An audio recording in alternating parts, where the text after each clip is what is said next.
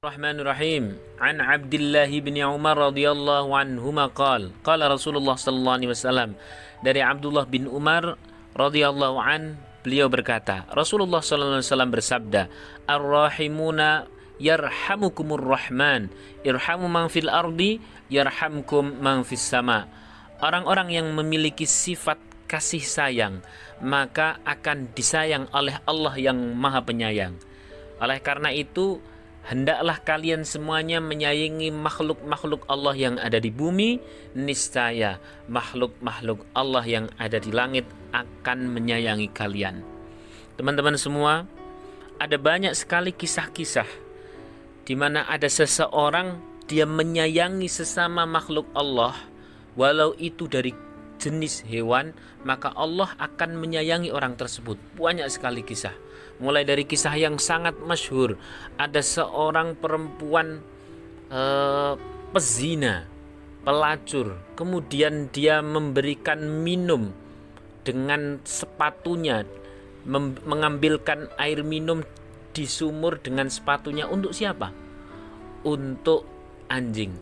Maka wasilah lantaran amal soleh menyayangi anjing ini, dia mendapatkan petunjuk dari Allah Subhanahu wa taala dan menjadi jalan ampunannya. Ada lagi kisah di mana Sayyidina Umar radhiyallahu an, ini juga kisah yang sangat masyhur.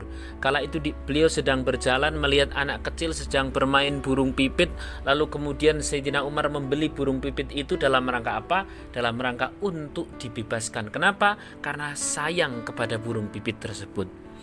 Dan masyhur pula setelah itu terjadi kala Sayyidina Umar meninggal, banyak sekali sahabat-sahabat lain yang dimimpikan tentang nasib Sayyidina Umar ketika di alam kuburnya.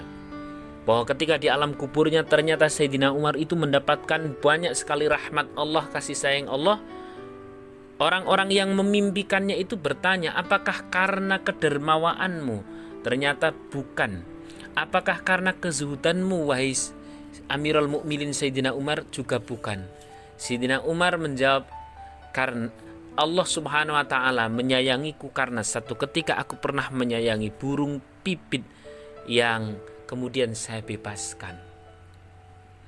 Teman-teman semua, sampai-sampai kisah burung pipit ini menjadi satu kitab, namanya kitab Usfuriyah. Masih banyak sekali seseorang yang menyayangi sesama makhluk Allah, bahkan dari jenis binatang, kemudian itu menjadi lantaran Allah menyayangi hamba tersebut. Di zaman Bani Israel ada seseorang yang dia itu dalam kondisi kaum yang sedang paceklik, kesulitan makan, orang di sana sini kelaparan, lalu dia timbul angan-angan ketika melihat gundukan gunung.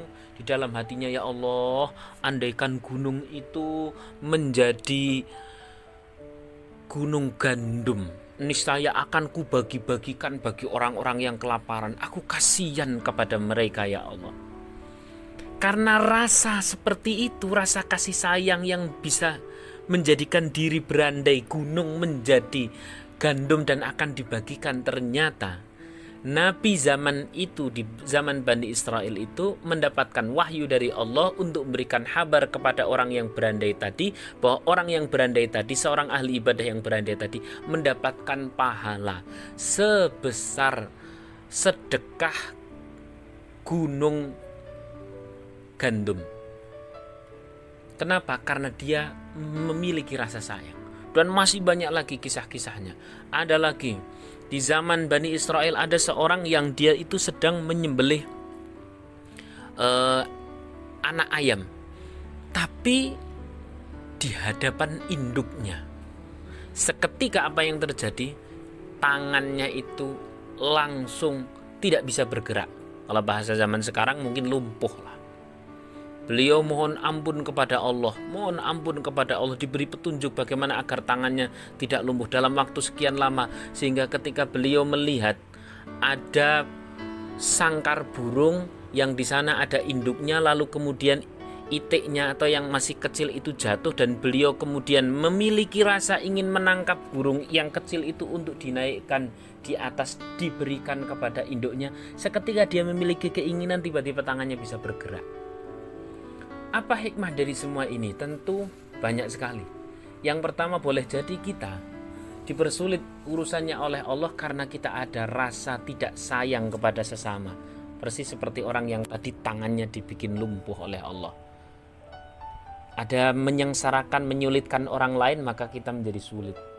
Namun seketika kita bertaubat dan kemudian kita balik arah, mempermudah urusan orang lain, menyayangi sesama, bahkan itu binatang, kucing, atau jangankan manusia, kucing saja disayangi, jangankan tetangga, saudara, kakak, adik, orang tua, kucing saja disayang.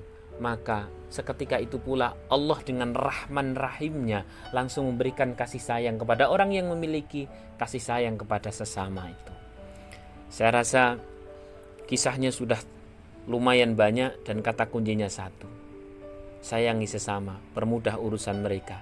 Niscaya Allah akan menyayangi kita, makhluk-makhluk yang ada di langit akan menyayangi kita bila kita menyayangi sesama yang ada di bumi. Bila kita terlibat sebuah kebencian, segera beristighfar, bertaubat, lalu kemudian kita hapus keburukan kita membenci seseorang itu dengan mencintai sesama, dengan memaafkan sesama. Dengan demikian, maka jangankan kepada tetangga, kepada orang tua, kepada orang yang berbeda faham, kepada orang yang berbeda ormas, wong kepada hewan saja kita disuruh menyayangi.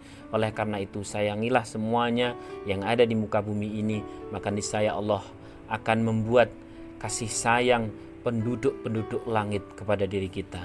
Matur nuwun, terima kasih, semoga bermanfaat. Kita akan kembali lagi pada hadis berikutnya dalam kitab Usfuriyah. Assalamualaikum warahmatullahi wabarakatuh.